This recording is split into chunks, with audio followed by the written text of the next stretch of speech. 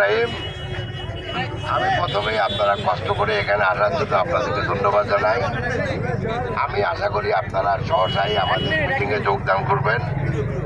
আমি শামীম সাহেবকেও ধন্যবাদ জানাই, উনিও কষ্ট করে এসেছেন। উনি আমাদের দলের একজন নেতা।